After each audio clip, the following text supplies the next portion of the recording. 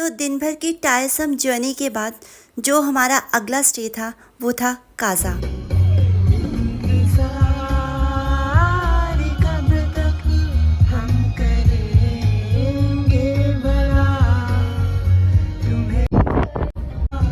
तो सुबह सुबह जब हमारी नींद खुली, हमने खिड़की से बाहर देखा तो नज़ारा कुछ इस तरह का था, मानो बादलों से छनकर धूप आ रही हो।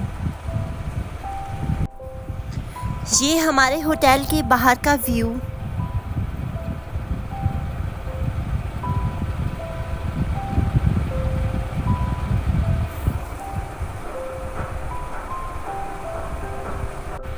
और यहाँ से हमारी जो अगली डेस्टिनेशन थी वो थी लंगज़ा विलेज। और वहाँ की स्पेशलिटी है एक बहुत ही विशालकाय लॉर्ड बुद्धा की स्टैचू। और जो डिस्टेंस है इन दोनों प्लेसेस के बीच में जो डिस्टेंस है वो है 15 किलोमीटर्स का। और यहाँ से जाते जाते हमें 38 मिनट्स लग जाएंगे। तो ये हम अपनी डेस्टिनेशन की तरफ निकल पड़े हैं। आप देख रहे होंगे चारों तरफ मिट्टी के पहाड़। ऐसा लग रहा है मानो हर जगह कंस्ट्रक्शन का काम चल रहा हो। वाओ, ये हमें क्या दिख गया, बहुत ही सुंदर बर्फ़ से ढकी हुई पहाड़ी। एक चीज़ जो मैंने यहाँ पे नोटिस की वो है इस एरिया में लोगों के द्वारा रखी गई साफ़ सफाई। ये हमें लंगज़ा विलेज दिख गया है। तो आपने एक और चीज़ नोटिस की होगी कि चारों तरफ वाइट घर हैं जो मिट्टी के बने हुए हैं। एक्चुअली यहाँ पे बहुत ठंड होती है तो लोग इस तरह के मिट्टी के घर बनाते हैं और छतों को घास से ढकते हैं ताकि टेम्परेचर मेंटेन रहे सर्दियों में भी। दूर दूर तक लोग नज़र नहीं आते तो ये जगह काफ़ी पीसफुल है। अब मैं आपको लंगज़ा विलेज दिखाते हुए, ये देखिए इस स्टैचू की मैं बात कर रही थी जो आपको दूर से भी नज़र आ जाएगी, जो गांव के ऊपर वाले एरिया में बनी हुई है। यहाँ जो लोगों का मुख्य व्यवसाय है वो है खेती। यहाँ के मटर, आलू और गोभी इतने ज़्यादा अच्छी क्वालिटी के होते हैं कि इनको एक्सपोर्ट भी किया जाता है। तो हमने थोड़ा समय वहाँ बिताया और चारों तरफ जो हवा चल रही थी वो टेम्परेचर को मेंटेन कर रही थी, क्योंकि यहाँ पर सीधी धूप पड़ती है तो गर्म और ठंडे का एक कॉम्बिनेशन सा हो जाता है।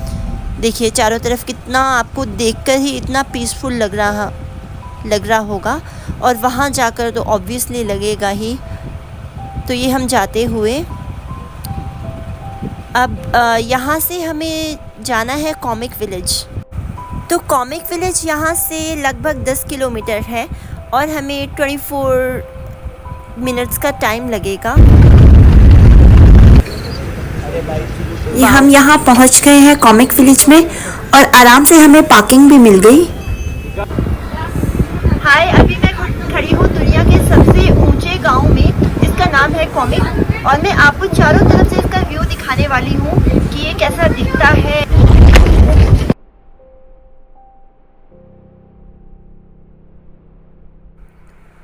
तो इस विलेज की हाइट है 15,049 फीट। आप इमेजिन कीजिए कितनी ऊंचाई पे मैं अभी खड़ी हूँ। हर जगह वाइट कलर का पेंट। एक्चुअली ये जो मैं आपको अभी पार्ट दिखा रही हूँ ये मोनेस्ट्री का ही पार्ट है। और आज यहाँ पर एक फंक्शन है काफ़ी बड़ा। शाम के समय यहाँ पर एक धर्मगुरु आने वाले हैं, रिम्पोचे। ज़मीन देखिए कितनी प्लेन है चारों तरफ। हालांकि पहाड़ों में ऐसा नहीं है, बट इस रीजन की बात ही अलग है। यहाँ आपको दूर दूर तक ऐसी ही ज़मीनें मिलेगी और आप हल्के हल्के अगर नोटिस करें तो बर्फ़ के पैचेस नज़र आएंगे।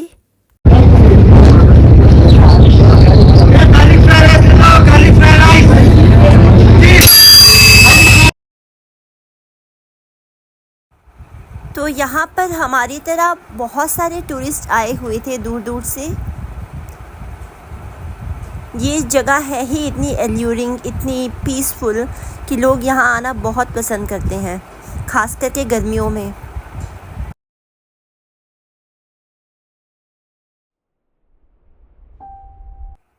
तो ये देखिए मोनेस्ट्री को कितने अच्छे से वेल पेंट किया हुआ है। अभी नया नया पेंट हुआ लग रहा है, क्योंकि ये आज इनके धर्मगुरु जो मैं आपको फ़ोटो दिखा रही हूँ उनके वेलकम के लिए ये आज इस तरह से मोनेस्ट्री को सजाया गया है फ्लैग्स के साथ।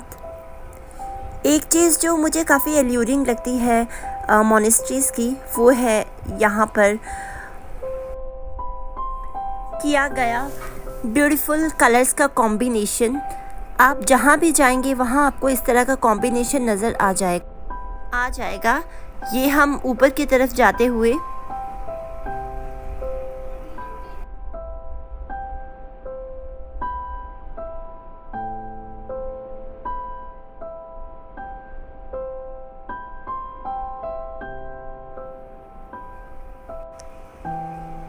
ये देखिए, ये है मेन दरवाज़ा जो अभी फ़िलहाल इन्होंने बंद किया हुआ है। इसको ये शाम को ही खोलेंगे जब यहाँ पर इनके धर्मगुरु आएंगे, और इसके बाद पूजा पाठ का कार्यक्रम शुरू होगा।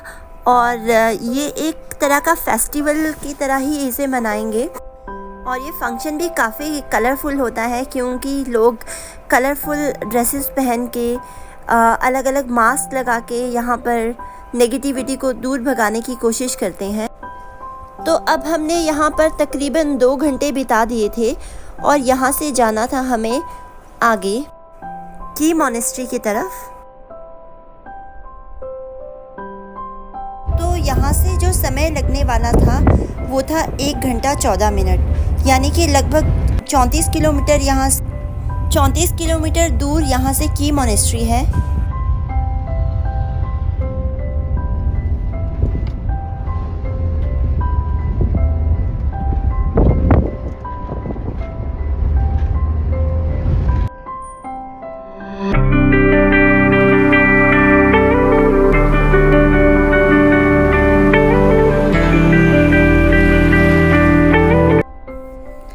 एंशिएंट मोनेस्ट्री का भी अपना ही एक इतिहास है।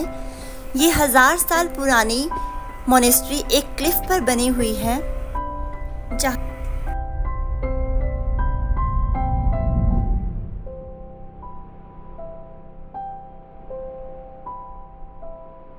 ये मोनेस्ट्री स्पीति वैली की काफ़ी बड़ी रिलीजियस और कल्चरल सेंटर है। अगर आपने मोनेस्ट्रीज़ को विज़िट किया है तो आपने ज़रूर ये स्पिनिंग व्हील वहाँ पर देखे होंगे। इस तरह से छोटे छोटे स्पिनिंग व्हील्स और एक बड़ा सा स्पिनिंग व्हील हर मोनेस्ट्री में होता है। माना जाता है यदि इसे घुमाया जाए तो आपके सारे पाप और कष्ट दूर हो जाते हैं।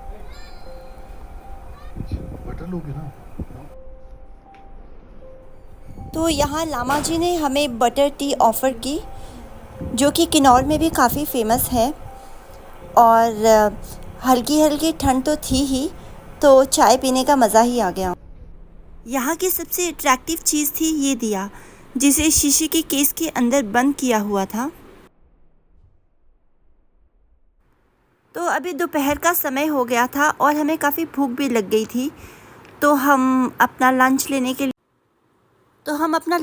के लिए एक रेस्टोरेंट में चले गए, जो की मोनेस्ट्री में ही बना हुआ है। तो अब हमें जाना है छिच्चम की तरफ, जो एशिया का सबसे हाईएस्ट सस्पेंशन ब्रिज है। तो अब हम यहाँ छिच्चम में पहुँच गए हैं। हमें टाइम लगा तकरीबन 20 मिनट का। तो इस ब्रिज की हाइट है 13,596 फीट। तो मेरा ये खूबसूरत सफ़र जारी रहेगा। अभी थर्ड पार्ट में मैं आपको एक और जगह में लेके जाने वाली हूँ, जो पूरे वर्ल्ड में फेमस है। तो थर्ड पार्ट में मैं आपको बताऊँगी ये मोनेस्ट्री इतनी फेमस क्यों है, और यहाँ पे ऐसी क्या चीज़ है जो आपको भी बहुत हैरानी में डाल देगी।